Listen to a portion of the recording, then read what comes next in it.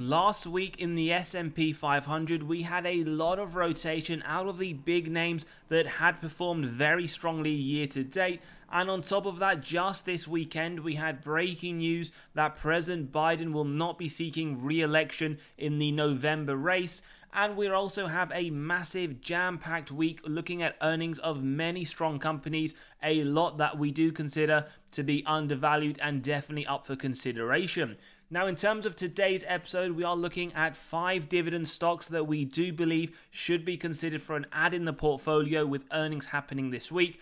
We'll explain why. Now, the first one we have Alphabet. Now, this is one that we actually get a double buy rating. The hold does come from Quant, and they have been trading at the upper end of the 52-week range. They do have a yield, something that they just started in the short term at 0.11%, and a forward P that does look very favorable when you do compare it to the Magnificent 7, sitting at 23.3, pretty much in line with the S&P itself. Now, its performance, well, over the last 12 months, it is up around 46%. Over the last 10 years, well, you would have significantly outperformed the S&P. You'd be up 494%. Now, when we talk about this company, what we quite like to look at is their earnings and how they've performed, and we'll do this with every single one today. Now, they've beaten over the last 4 quarters a 100% track record, and that is quite nice. It does give us faith that over the next few quarters, we can have some confidence that they will hit that. And in fact, over the next 3 quarters, they are estimating double-digit growth year on year to the earnings per share, and even quarter 1 of 2025, 9.6%. So that does look very strong in terms of continued growth. And December 2025 EPS estimate at 8.63 does bring down that forward P to around 20.6.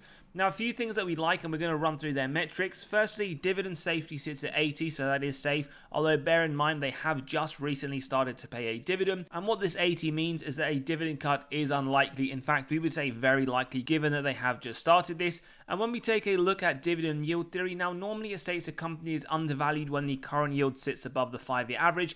Not something we can talk about today for Google. They have just started this, so no 5-year average. But in terms of the forward P, well, look, it is sitting at 23, which is marginally lower than the 5-year average of 23.5. So that does look like a very small indication there of undervaluation, although you could also argue reasonable valuation. We do also note the communications sector does sit much lower at 12.1, but as always, a lot of poor quality companies in there, and we never look at these models anyway in isolation. Free cash flow payout below 60%, well, over the next 12 months, it does sit around 13%, so we would be very surprised if we don't see some very strong dividend growth into the future with Alphabet. We then draw your attention to an incredibly important metric, free cash flow. We want to see this growing over the longer term, and in fact, it has more than 5 times over the period, 550 in 23, 639 expected over the next 12 months to continue that upward trend. And in terms of sales growth, well, when we do our deep dives looking at the numbers, the income statement, balance sheet, we want to see some strong growth, 3 to 7%. They pretty much had nearly double-digit increases to their top line, other than the more recent year, which still for 2023, 9% was very good. We then take a look at it numerically. For those that prefer to see the numbers, we can see they've more than quadrupled their top line, 66 to 307 billion.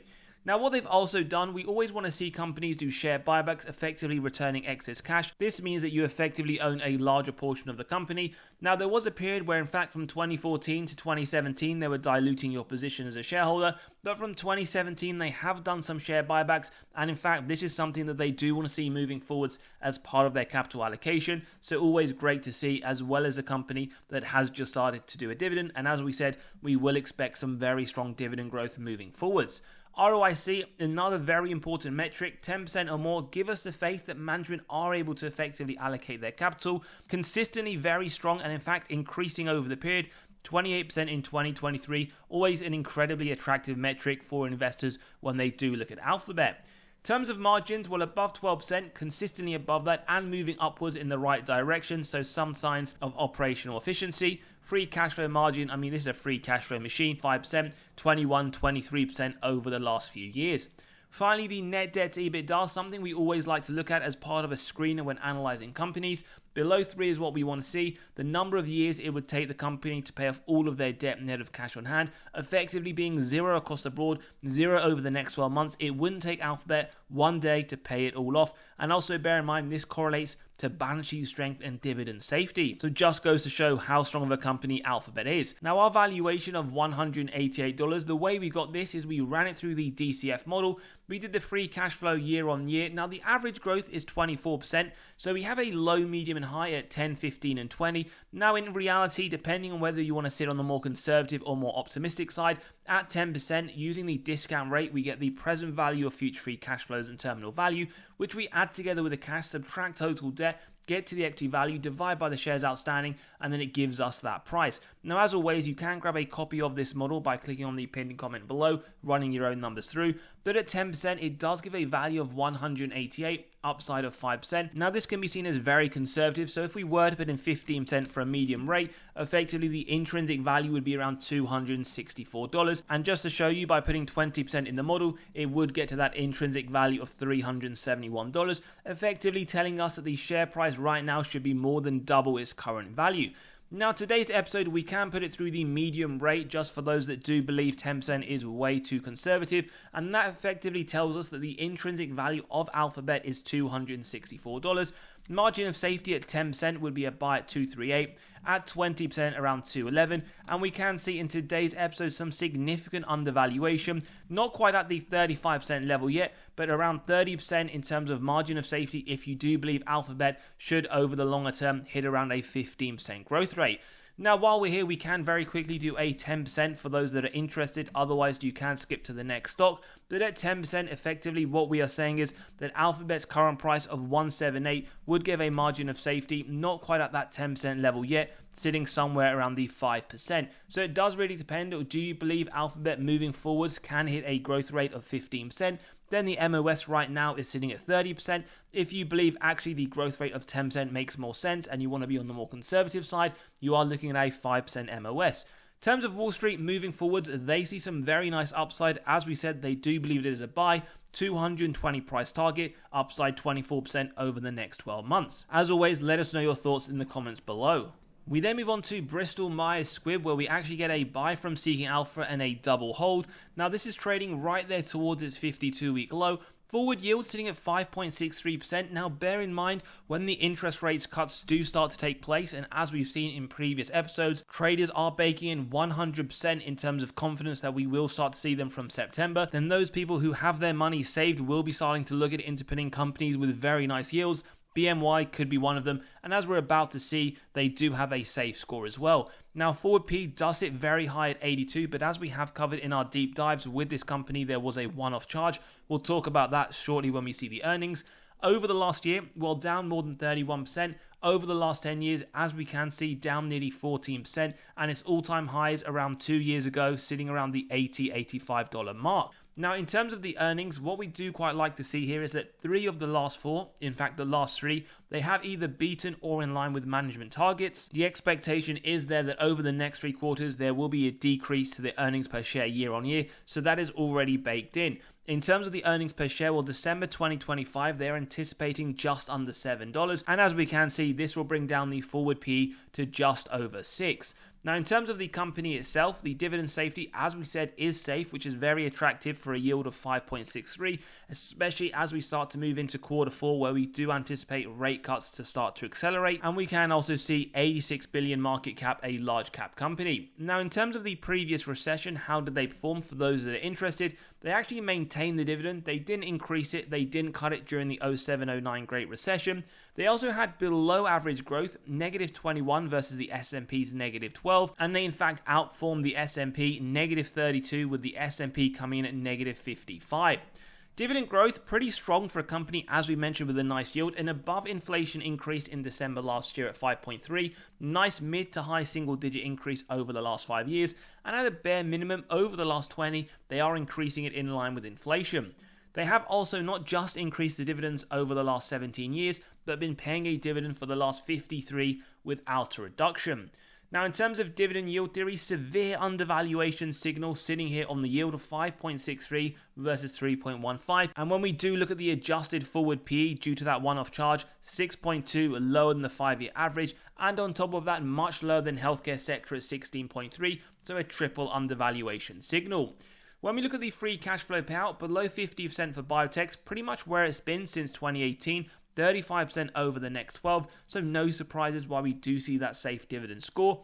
And we also note increasing free cash flows over the longer term, expected to continue over the next 12 months as well. Now, if you've been following this company closely, there will be no surprises over the last few years. Their revenue has been very poor, but previously we do see some very nice growth. In fact, 2020, 63%, and a few years where we do get to see double digit, and that is why over the longer term, we can see they have tripled their revenue. Now, in terms of shares outstanding, will always depend when you bought shares, but over the longer term, they would have diluted your position. Nice to note, though, from 2020, they have started to do some share buybacks. We then move on to the ROIC. Now, as we mentioned, we want to see 10% or more. If you want to be industry specific, biotech's 25%. They will have come in under pretty much every single year. The last 3 years, though, I do like to see that in the low teens. Hopefully, they can start to bring it up into the higher numbers. Operating margin, well, above 25% for biotech, straddling around that consistently. Yes, it is a few percentage points lower in 2023, but hopefully this is something they can improve on, not just the revenue increases, but also the margins. Having said that though, free cash flow margin does look very strong and very consistent since 2018. Finally, the net debt to EBITDA below 1.5 for biotechs. Now, we do know 1.63 in 2023, but over the next 12 months, it is expected to increase significantly to 5.63. Definitely something to keep an eye on. Bear in mind, if this does get very, very high, then that dividend safety score will be in jeopardy. Just something to think about and maybe factor into your margin of safety. In terms of the valuation model, and as always, if you do enjoy the content, values being provided, smash that like button, hit that subscribe and bell button so you are continually notified. We get a $50 intrinsic value based on the average of these three models. Now, MOS at that 10% mark, a buy at $47, 15% at $44, and at that 20%, not quite there yet, so sitting somewhere between a 15 to 20%. With Wall Street, as we can see, a $52 price target. They see 22% upside. And also bear in mind, as we said, a nice yield, nice growth as well for this company, and the fact that we will expect money to flow into very high yielders as the rates do get cut. Also, just to let you know, we have released our latest weekly article. Now, we have 2 articles this week. We have one for those that have paid, where we have a spreadsheet attached running through 55 dividend growth stocks and talking about those that we do believe to be undervalued. And we also have one for those that are free, running through 5 undervalued growth stocks where we do believe you should be considering for the portfolio. As always, you can click on the pinned comment below to sign up and read these articles in your own leisure. Now, the next stock we're looking at is UPS, another one with a very nice forward yield that we do believe will be more attractive as rates start to cut. 4.5% with a double buy and the hold from Quant. It does have a nice forward P just below 18, and in terms of a 52-week range, it is sitting there right towards the 52-week low, down 22% over the last 12 months. Over the last 5 years, it is up around 41%.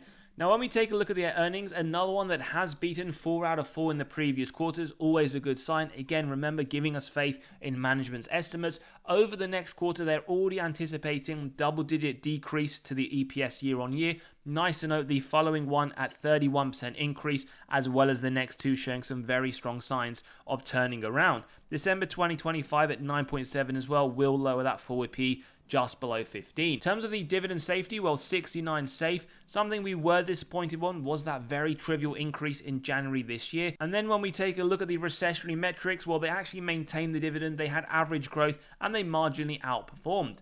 Now, when we look at the growth, as we said, very trivial increase this year, but over the last 5 and 20 years, they have increased it by double digits. Now, they have also been on a streak of 14 consecutive years, but they've also been paying a dividend for the last 55 without a reduction. Now, dividend yield theory, again, a undervaluation signal on the yield, although we do note the forward P isn't dissimilar from the 5-year average of 16.6, but we can see it is lower than industrial's 19.3. No surprises then why we did have that very poor increase this year, given the free cash flow payout of 110% is a red flag indicator. Does mean management paid out more in dividends than they generated in free cash flow. But as always, this is why we do focus on this metric and not the earnings, which is susceptible to manipulation by management through accounting, and you wouldn't have seen that by looking at that 74% in 23 for the payout. The other thing to note here is over the next 12 months, it is also expected to be very high, so something just to bear in mind. We don't expect to see a nice increase in January 25. In terms of the free cash flow payout, it has increased over the longer term, but there is a lot of inconsistency. We do also note over the next 12 months, it is expected to drop. Now, in terms of their growth, very inconsistent. We do have some very strong years in 2020, 2021. 23, though, the more recent year, they did drop around 9%. However, if you have seen one of our more recent deep dives on this company, we have talked about the new contract that they have picked up and hope that will help accelerate some of their top line growth. Over the longer term, though, we do see it moving forwards, and in terms of the shares outstanding, very trivial share buybacks year on year, so not much to discuss. ROIC, even though it has been decreasing on a year on year basis, we can see 20% in 23 is still very strong, and as long as it is maintained around that level, then it isn't a massive issue, but again, something just to consider. Operating margin, no real growth over the longer term in terms of the efficiency, but it does straddle around that year on year. Free cash flow margin, pretty much a very similar story to be told there. Net debt to EBITDA then below 3 is what we want to see. 1.58 in 23, expected to go lower over the next 12 months, so it is a very good sign that they are bringing down that debt and will help, especially when we do note that free cash flow payout is very high. Now, our intrinsic value at 168 is pretty much the Wall Street forecast over the next 12 months, where they see 16% upside. And when we put it through our margin of safety at 10%, a buy at 152, at 15%, not too far off the current trading price, a few dollars shy. So again, if you can get it around 143, that is a 15% margin of safety. As always though, do let us know your thoughts about these stocks below. We then move on to RTX Corporation, where we have a triple buy. It is trading at the upper end of the 52-week range, a forward yield of 2.5 and a forward P of 19.1. Now over the last 12 months, it is up around 8, and over the last 10 years, it is up around 50%. In terms of their earnings, well, another one that has beaten 4 out of 4, so nice confidence. Next quarter, they are anticipating very small increase, in fact marginal, but over the next few, it does start to turn into the mid to mid-high digits. In terms of December 25 as well, around 605, bringing that forward P to around 17. Now, in terms of their safety, well, it does sit at 70. They did also increase their dividend just a few months ago at 6.8%. And when we do take a look at the recessionary metrics, well, they maintained the dividend, they had average growth, and they had a near S&P return. In terms of dividend growth, as we saw, 6.8 just a few months ago, but they did have a dividend cut, hence why the negative 4% on average over the last 5 years. Over the last 20, though, we do see mid to high single-digit increase on average. Therefore, they only have 2 years of consecutive increases due to that COVID cut. In terms of dividend yield theory, well, we actually get a sense of reasonable valuation, both on the yield as well as the forward PE. And when we do look at it, a very similar story, industrial sector not too far off. In terms of then the free cash flow payout, well, below 60%, again, blanket rule, 70% in 23, expected to go lower over the next 12 months, so no worries with that sustainability.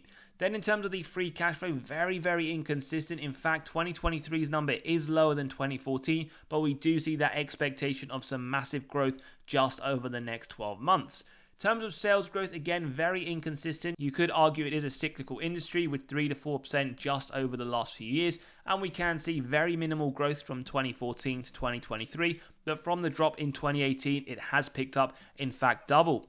Then when we look at these shares outstanding, as we always say, will depend at which point you started buying if you are a shareholder, but we do note over the longer term, they would have diluted your position. ROIC, something we do want to see them pick up back to the levels of 2014 to 2017. As we said, 10% or more is what we look at for this metric. Both margins as well on an operating side as well as a free cash flow margin side, we are just seeing it straddling around that minimum we want to see. Although the last 3 years have been okay on the free cash flow at around 7%, just something to bear in mind when you do your deep dives if any of these companies are of interest. Net debt to EBITDA, well, below 3 is what we want. That is what we get, but do note over the next 12 months expected to come up, although marginally higher, just something to consider with RTX Corporation. In terms of the valuation, well, we get an intrinsic value. Again, this isn't dissimilar from Wall Street, who do see 14% upside.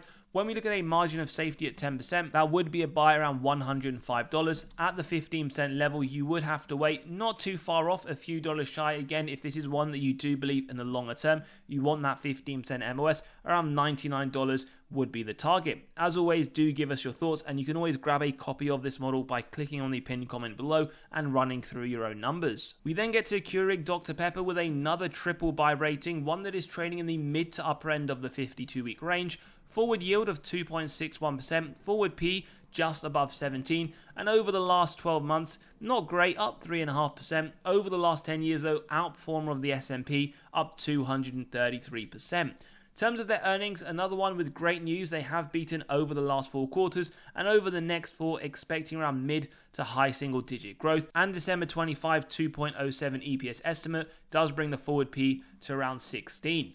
Dividend safety, always great to see, 70 safe score, nice mid to high single digit increase of 7.5 in September as well. When we look at the recession, well, in fact, they had some very large growth, 44% sales, which was well above the average, which as we said is negative. Over the last 5 years, well, nice to note, they have on average increased the dividend by 23%, with 3 years of consecutively increasing that dividend. Then when we take a look at dividend yield theory, we get an undervaluation sign both on the yield and on the forward P. And when we look at the consumer staples, it is marginally lower, so you could argue triple undervaluation. Well, a red flag indicator, as we've already mentioned when we see these numbers, but good to note over the next 12 months, expected to come all the way down to 50%. In terms of free cash flow per share, well, they haven't had the greatest 2023 at 0.61, but again, we can see over the next 12 months expected to rocket back up to around 170 per share. In terms of sales growth, well, the last few years have been fairly decent. 2015 to 2017 wasn't the greatest period, but we can see, and as we do mention, especially for an industry like this, around 3 to 7% as the minimum target. And numerically speaking, they have more than tripled their top line over the last 10 years. In terms of shares outstanding, well, they would have also diluted your position, but as we can see from 2021, they have started to do some share buybacks, although very, very minimal. Then we look at the ROIC, above 12% if you want to be industry specific for consumer staples. They haven't reached those targets, in fact, not even the 10%, sitting around 6 to 7 just over the last 4 years. And when we look at both margins, well, operating looking very strong. In fact, operating efficiency, increasing top line, but also increasing their margins. On the free cash flow margin, we actually see it come down significantly in 2023. Something to keep an eye on because historically they have been very, very strong. In terms of the net debt to EBITDA, well, we do below 4 for consumer staples, 3.34 in 23, pretty much there or thereabouts over the next 12 months. So no red flag worries with this company. But as always, that is why we do add that layer of margin of safety. Intrinsic value then just over $40. Wall Street pretty much around a similar price over a year, upside of 22%. And when we do look at an MOS at 10%, a buy at $36, at 20%, pretty much around the current trading price, a few cents shy. So for Keurig Dr Pepper today, 20% MOS with 22% upside. As always though, do let us know your thoughts below. Have you been adding to any of these? Or maybe you're going to wait for the earnings to come out and see how the market reacts, how their performance is. And if you enjoyed today's episode, smash that like button, hit that subscribe and bell button, and we'll see you all on the next one.